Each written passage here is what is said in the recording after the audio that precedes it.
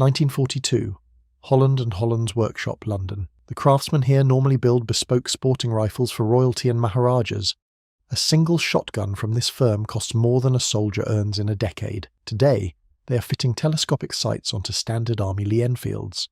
The foreman inspects each rifle with the same care he would give a custom double rifle, bound for an Indian tiger hunt. If the weapon cannot place 7 out of 7 shots inside a 5-inch circle at 200 yards, it goes back. 681 rifles have already been rejected. The ones that pass will become the most feared sniper weapon of World War II, and the men behind German optics will learn to dread the moment a British sniper lines up that crosshair. Britain had no business building the world's best sniper rifle. Not in 1942, because in 1939, Britain barely had a sniper program at all. This was a national embarrassment with a specific origin. During World War I, Major Hesketh Pritchard had built the British Army's first formal sniping school in France. His methods were credited with saving over 3,500 Allied lives, but between the wars the Army let every lesson die. Telescopic sights were sold back to civilian dealers, the superb pattern. 1914 sniper rifles were scrapped or shipped abroad. Training manuals still mentioned sniping, but senior musketry officers dismissed it as a trench warfare phenomenon unlikely to occur again. Germany punished that arrogance immediately. During the 1940 campaigns in France and Norway, organised German sniper fire pinned down British units with no real counter. After Dunkirk, the situation was desperate. The few remaining World War I vintage No. 3 Mark I-T rifles were obsolescent, their optics fogged and stocks warped from decades of poor storage. A stopgap order of just 421 conversions from Alexander Martin in Glasgow bought time, but nothing more. In Sicily in 1943, according to Captain Clifford Shaw's wartime account, a handful of German paratroop snipers held up an entire battalion of the 51st Highland Division at 600 yards. In North Africa, one British sniper officer resorted to lining up 3 marksmen to fire simultaneously at a single target, hoping at least one round would connect. The gap was humiliating.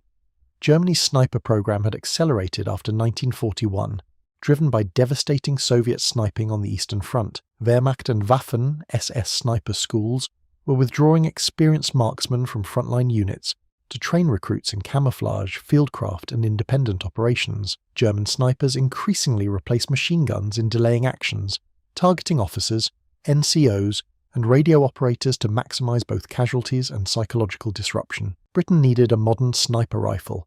The solution came from an unlikely partnership between a government arsenal and London's most exclusive gunmaker. The No. 4 Mark I was chosen as the base platform for practical reasons. Its flat, slab-sided receiver provided an ideal surface for mounting a scope bracket. Its heavier barrel was more accurate than the older short magazine Lee-Enfield, and it was already entering mass production as the standard service rifle. The conversion process began at the Royal Small Arms Factory Enfield, where 1,403 rifles were converted in 1941 to 1942, mostly from older trials rifles. But the real program launched in September 1942, when the contract went to Holland and Holland. The process was meticulous. Standard No. 4, rifles that demonstrated superior accuracy during factory test firing at B.S.A. Shirley in Birmingham, were stamped with a TR marking, meaning telescopic rifle, and segregated. These were shipped to Holland and Holland, who stripped each rifle completely. They precision-machined twin-scope mounting pads, screwed and soft-soldered to the receiver wall. They bedded the barreled action into the forestock for consistent contact. They tuned the 2-stage military trigger to approximately 4 pounds of initial take-up with a crisp 2-pound final pull. Each rifle received a wooden cheek-rising piece for proper scope alignment. Every scope and bracket were individually serial numbered and matched to a specific rifle. The heart of the system was the No. 32 telescopic sight. Originally designed as an aiming optic for the Bren light machine gun, it was a purpose-built military scope from the ground up. While other nations scrambled to adapt fragile civilian optics for combat, Britain already had a robust military telescopic sight in production, manufactured by Taylor, Hobson and Company, and A. Kershaw and Son in Britain, with Canadian versions by Research Enterprises Limited in Toronto. The No. 32 was built to withstand recoil, mud, rain, and the brutal conditions of frontline service. According to Ordnance Board specifications, it provided 3.5 times magnification with an 8-degree 20-minute field of view. Its bullet drop compensator was calibrated in 50-yard increments out to 1,000 yards. The Mark II variant introduced fine 1-minute of angle windage clicks, and the Mark III added slip rings for easier field zeroing. and critically, a scope could be dismounted and remounted to its matched rifle while holding 0. No competitor offered that. The finished rifle chambered the .303 British cartridge, firing a 174-grain Mark 7 projectile at 2,441 feet per second. The 25.2-inch barrel fed from a 10-round detachable box magazine, double the capacity of every competitor. Complete sniper equipment weighed approximately 11 pounds 10 ounces. The rear locking bolt action with its 60-degree throw and cock on closing design gave it the fastest, smoothest cycling of any bolt action in the war. A sniper could work the bolt without disturbing his sight picture or betraying his position. Between November 1942 and April 1946, Holland and Holland completed approximately 21,617 conversions, each marked with their wartime code as 51 under the buttstock. An additional 1,588 rifles were converted at Long Branch Arsenal in Canada. Now, before we see how this rifle performed in combat, if you are enjoying this deep dive into British engineering, hit subscribe. It takes a second, costs nothing, and helps the channel grow. Right, let us get into the combat record. By 1944, the No. 4 Mark 1T had transformed British sniping from a shameful weakness into a formidable capability. Sergeant Harry Finesse of the 6th Battalion Green Howards accumulated 117 confirmed kills from D-Day through to Berlin. Landing on Gold Beach on June 6, 1944, Finesse served continuously across Normandy, France, Belgium, Holland, and into Germany. During the advance through France, he spotted a German staff car at approximately 600 yards, calculated range and windage from an elevated position, and downed what appeared to be a senior officer with a single shot. The Germans responded with mortar and 88mm fire, blowing him from his slit trench twice. Marine Derek Cakebread of 45 Royal Marines Commando, a hairdresser before the war, accounted for over 30 Germans in the Normandy campaign alone. He crawled within 100 yards of enemy positions in broad daylight to establish concealed firing points. In the Orne bridgehead, brigade sniper sections pooled marksmen from multiple commando units into a devastating counter-sniping force. Captain William Jalland of the 8th Battalion Durham Light Infantry reported that his snipers regarded Normandy as ideal country, making good scores against careless German units.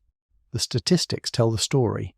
British snipers eliminated targets at an average of 1.3 to 1.5 rounds per kill. Conventional combat expended roughly 25,000 rounds per casualty. In Burma, the combined sniper strength of 2 British brigades, just 48 men, killed 296 Japanese in a 2-week period, losing only 2 killed and 1 wounded. The hatred snipers generated was universal on both sides. According to surviving veteran accounts, captured snipers were frequently executed on the spot. Against the German carabiner 98K sniper with ZF-39 scope, the No. 4T held decisive advantages. Its 10-round magazine provided double the ammunition before reloading. Its rear locking bolt cycled faster, more smoothly, and more quietly. The Lee-Enfield's 2-motion boltwork barely disturbed the sight picture. The Mauser required 4 distinct movements and a full 90-degree lift, while the ZF-39 offered 4 times magnification, slightly exceeding the British scope. Many German snipers were stuck with the ZF-41, a 1.5 times sharpshooter scope that German sniper schools themselves rejected as inadequate. Germany fielded a bewildering array of scope variants from different manufacturers, many lacking windage adjustment entirely. Britain's standardized No. 32 system offered reliable, repeatable adjustments in both planes. The American comparison was starker. The M1903A4 Springfield mounted a commercial Weaver 330C scope at just 2.75 times magnification. It was not waterproof, prone to fogging, and its mounting screws reportedly loosened in the field. The scope blocked all iron sights, leaving the sniper with no backup if the optic failed. The M1C and M1D Garand sniper variants offered semi-automatic fire, but mounted offset scopes at just 2.2 to 2.5 times magnification. They used non-selected barrels producing groups of 5.75 to 7 inches at 200 yards, roughly 3 times worse than the No. 4T. The No. 4 Mark 1T served through Korea, where it remained the standard British and Commonwealth sniper rifle. It continued through Malaya, Aden and other colonial conflicts into the late 1960s, outlasting even the L1A1 self-loading rifle that replaced the standard No. 4 in 1957. The semi-automatic simply could not match its accuracy at range. Beginning in 1970, approximately 1,080 rifles were converted at RSAF Enfield into the L42A1. This involved rechambering to 7.62 by 51mm NATO with a new 27.5-inch hammer, forged heavy barrel, free-floated for improved accuracy. The L-42A1 saw combat with the SAS in the Dauphin Rebellion, extensive service in Northern Ireland, and distinguished action in the Falklands War of 1982, where Royal Marines and Parachute Regiment snipers used them at Goose Green, Mount Longdon, and during the advance on Port Stanley. It was finally declared obsolete in April 1992, replaced by the Accuracy International L-96A1.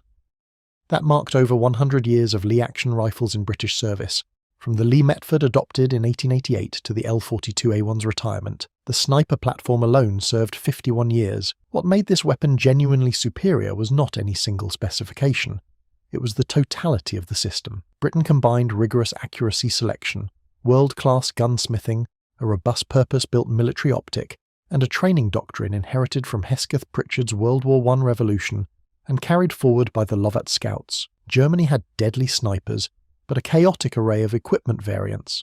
America had good cartridge ballistics, but fragile commercial scopes and no formal accuracy standards. Only Britain assembled every element into a coherent whole.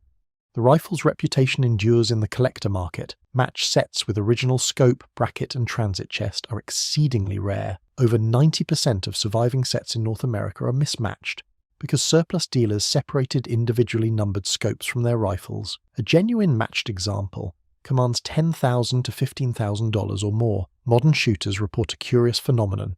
The rifle produces approximately 3 minutes of angle groups at 100 meters, tightening to around 1.5 minutes of angle at 600 meters as the heavy Mark 7 bullet stabilizes. Even today, it outperforms many modern rifles at distance.